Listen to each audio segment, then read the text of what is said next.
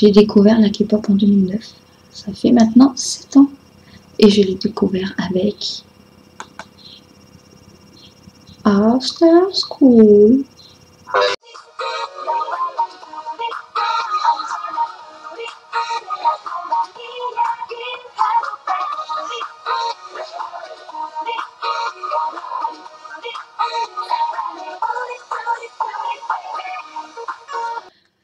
Je vais vous parler de mon expérience en K-pop. Avec mon chat qui miaule.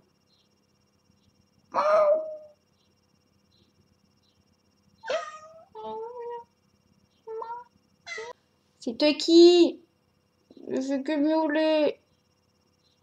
Je l'ai appelé Tucky parce que c'est quand Lita qu'elle était partie à l'armée. Je l'ai eu en même temps, je l'ai sauvé.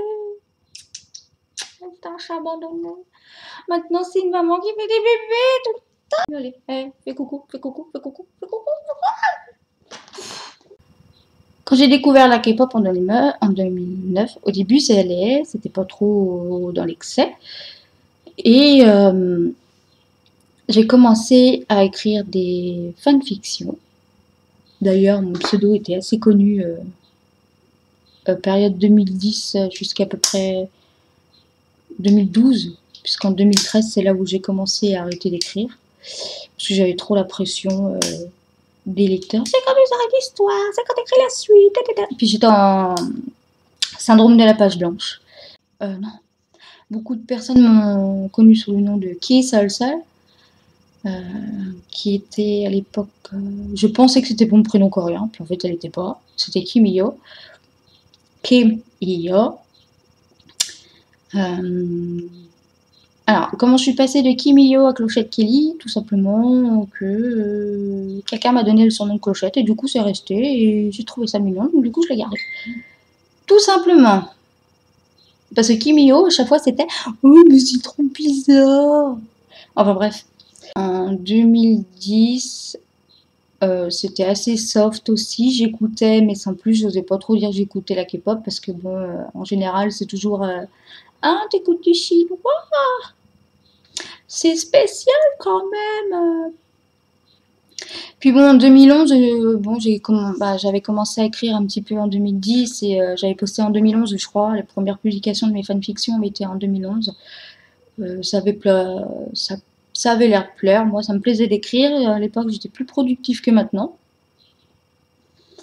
Donc j'écrivais beaucoup de fanfiction, puis il y a eu une annonce de concert pour le SM Town, qui a eu lieu à Paris au Zénith. Et puis j'ai fait la connaissance d'une de mes amies, qui était une grande amie. Et puis, je la connaissais pas, donc elle m'a quand même acheté les places. Bon, bah, je l'ai remboursé après, mais ça a été le concept, c'est qu'elle m'avait pris une place parce qu'au final, elle voulait que j'aille voir le concert aussi, donc ça s'enchaînait comme ça. Puis on a gardé contact, et puis on est devenus de bonnes amies, jusqu'en 2013 à peu près. Enfin bon, on est encore amis, hein, mais... Enfin, je crois. Ensuite, donc j'ai fait le concert du SM Town à Paris. Et puis, donc il était génial, hein. Je dois peut-être avoir des vidéos, si je vous trouve ça, je vous mettrai mes vidéos ou mes photos. Je refile.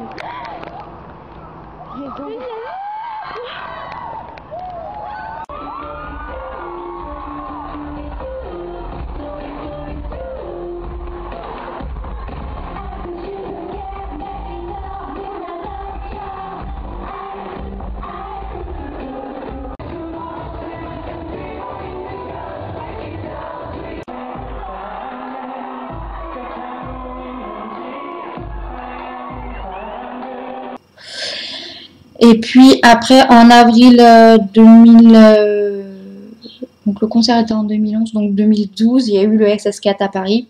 des Super Juniors, donc concert que forcément je n'ai pas loupé. C'est le concert que je ne voulais pas louper. Donc on y a été. Pareil, il y en a une qui a squatté pour les places, tout ça. On a pris les places, bon après on s'est arrangé entre nous, tout ça. Donc je suis partie avec d'autres filles qui habitaient dans ma ville, à Paris. Donc elles m'ont accompagnée à la gare et tout, parce que je suis une flippette.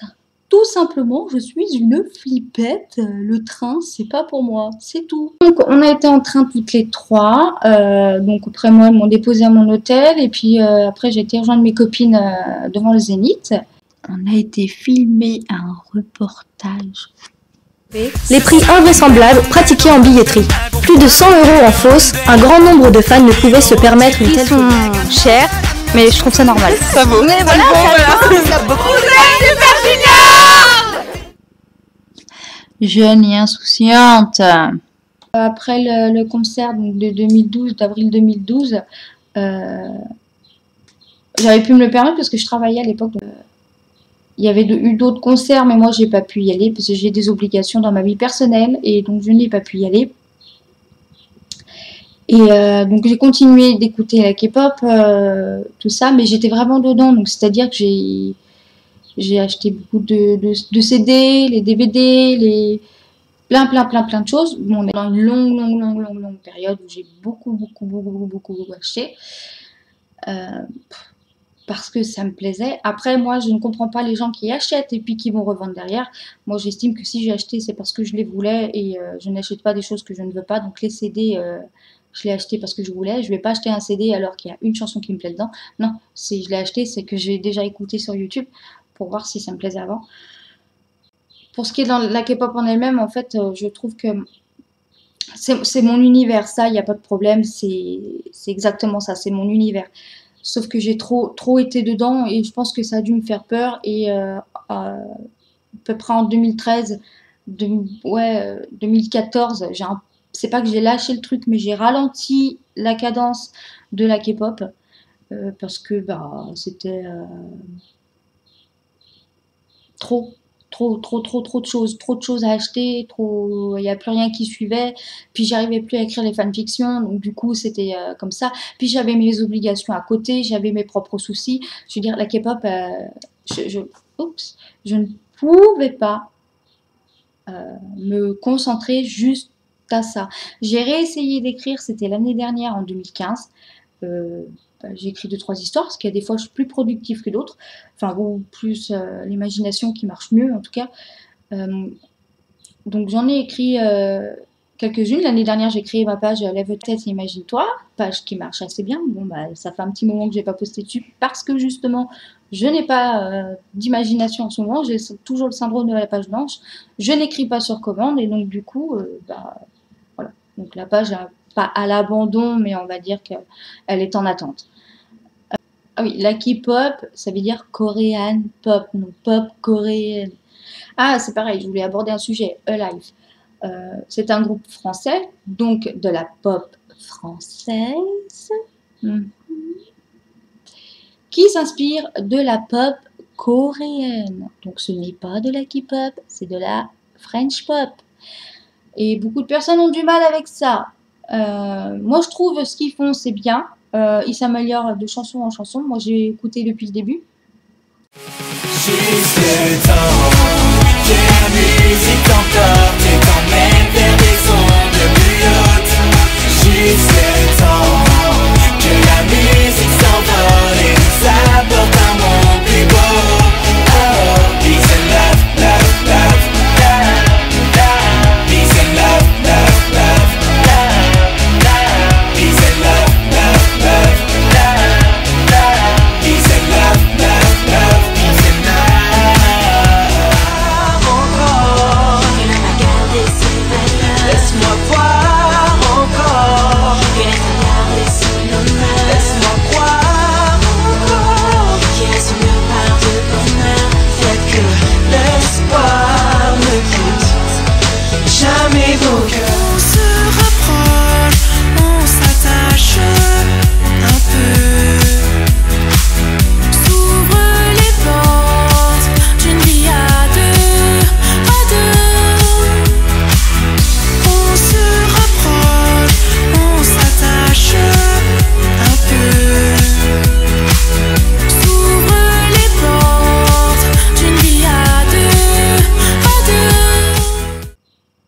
Faudrait arrêter de les critiquer à tort et à travers, parce que là, je trouve que c'est un bon groupe. Ils font des choses bien, ils travaillent dur. Bon, ils ont leur vie à côté, ils font pas que la musique à côté. Enfin, je veux dire, ils ont la musique et leur vie personnelle. Il y en a, ils sont plus comblés dans leur vie personnelle et ils font la musique à côté. Ils arrivent à tout concilier.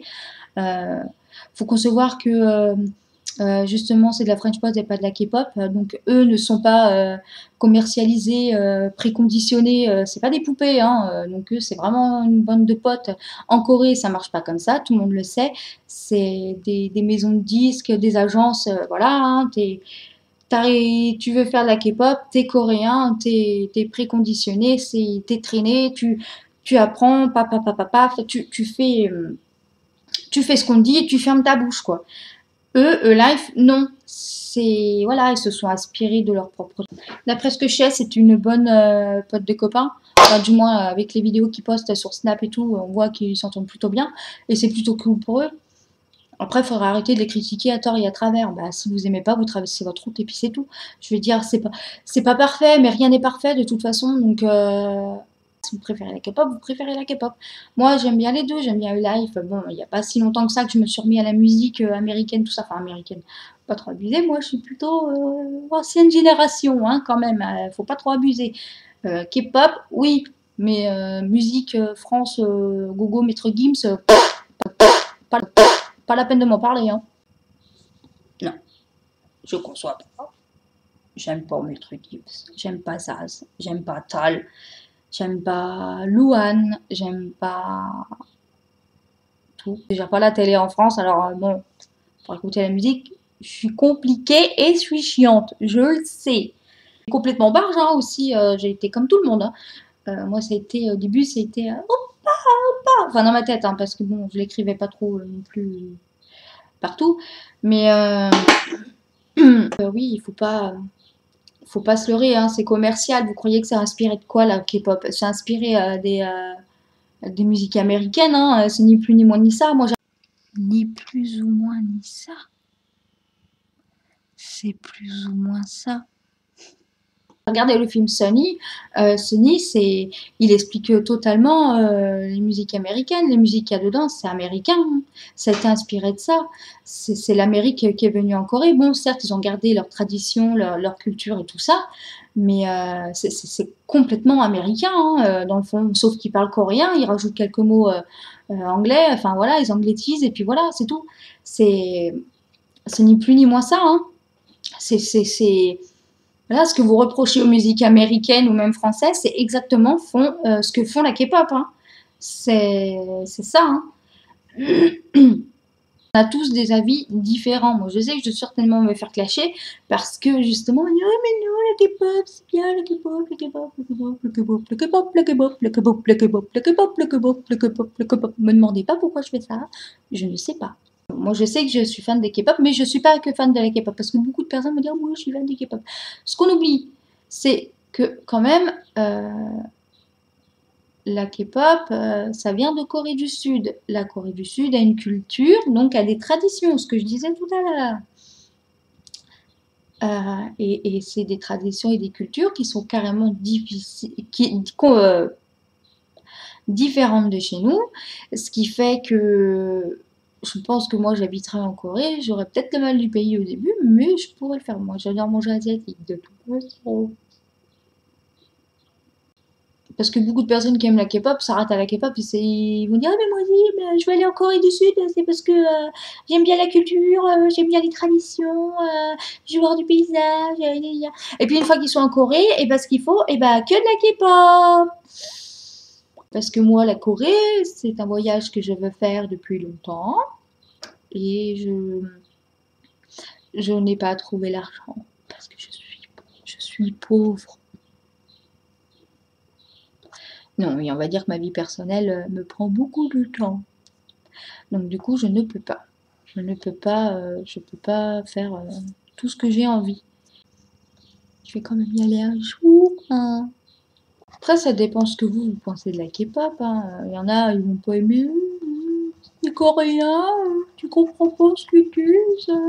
Bah, j'ai envie de te dire que si tu as envie de comprendre, bah t'apprends la langue. Puis l'alphabet coréen est très facile à apprendre. Moi, je l'ai appris pendant mes heures de travail, c'est-à-dire j'étais plongeuse à l'époque, je faisais la plonge, j'apprenais le coréen en même temps. Ça a été tout seul. Maintenant, je sais lire le coréen depuis à peu près ouais, ça doit faire 3 ou 4 ans que je sais lire le coréen. Il y a des mots que je connais à force de regarder des dramas, tout ça. Il y a des mots qui reviennent, donc je sais plus ou moins ce que veut dire certains mots parce qu'ils reviennent. C'est pas compliqué. Puis bon, il y a quand même les vidéos de Oulala Séoul où elle fait 10 mots en coréen, ce qui est quand même super top. Je veux dire, cette fille, de toute façon, elle est top, top, top, top. Elle est top. Vous allez sur sa page, vous allez découvrir la culture coréenne. Elle a fait une vidéo il n'y a pas longtemps sur la médecine traditionnelle coréenne. C'est génial, voilà, elle montre. Et puis elle montre tout, hein, je veux dire, il ne faut pas craindre. Je veux dire, elle montre souvent la nourriture coréenne aussi, elle teste souvent des produits, elle travaille pour un truc de cosmétique. Donc du coup, elle teste aussi les produits de là-bas, je crois. Je veux dire, si voilà, vous voulez en savoir plus, vous allez sur la page de Oulala Séoul ou Amélie Nari. Amélie Nari aussi poste pas mal de choses. Et puis il y en a une autre, mais j'ai perdu le nom. Nanouya, je crois qu'elle s'appelle, je suis pas sûre. Nanouya est pas mal aussi pour parler des choses de Corée. Il y a surtout Laurent Cassia. Laurent Cassia aussi, c'est un bon youtubeur. Il fait des vidéos, il te montre la ville telle qu'elle est. Il n'a pas fait que la Corée du Sud, il a fait Taïwan, il me semble, Hong Kong. Enfin, il en a fait plein. Donc si vous voulez aller voir, allez-y. Bon, ils savent pas que je leur fais de la pub, mais c'est pas grave. Moi, je partage. J'ai pas envie de tout garder pour moi. Je vous partage. Tenez. Oulala Séoul, Amélie Nari, Nanouya, Laurent Cassia. Puis il y en a certainement d'autres. Ce que j'aime pas dans la K-pop, c'est les maisons de disques, enfin les agences qui sont dures avec leurs artistes. Il y a eu pas mal d'histoires avec la SM Entertainment il y a pas longtemps. Entre les EXO, tout ça, il y a eu vraiment beaucoup d'histoires. Entre Chris qui a quitté le groupe, après il y a eu Luan, ensuite Tao. Au bout d'un moment, puis ils nous mettent Baekhyun avec Taeyeon, des SNSD. Enfin, au bout d'un moment, il faut y arrêter, quoi. Puis maintenant, c'était Kai. Ils nous l'ont mis avec je sais plus quelle fille. Je suppose lui, ça m'intéressait pas d'ailleurs. Donc du coup, je sais pas avec qui il est, mais enfin voilà. Il faut se dire qu'en Corée, quand il y a des groupes qui font des pauses comme ça longtemps, ou qu'il y a des petites histoires, enfin voilà, ça éclate, hein. Il y a des groupes qui vont faire une pause pendant longtemps. C'est comme dans Super Junior, Kibum,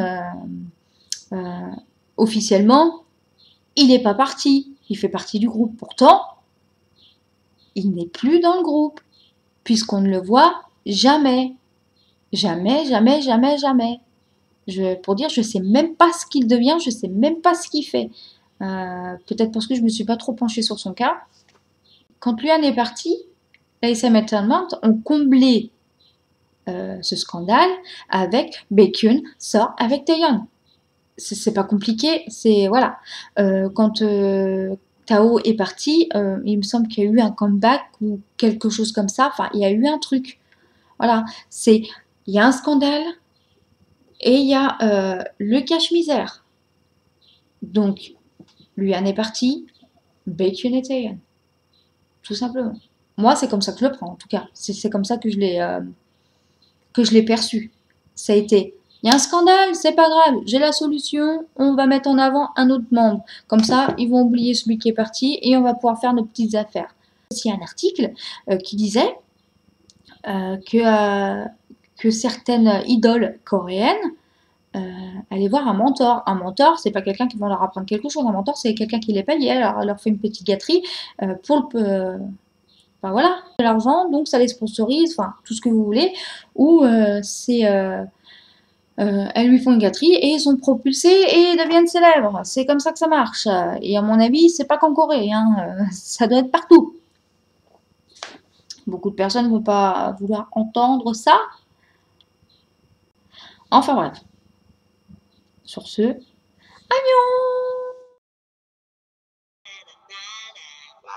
Fantastic, baby. Wow, fantastic, baby.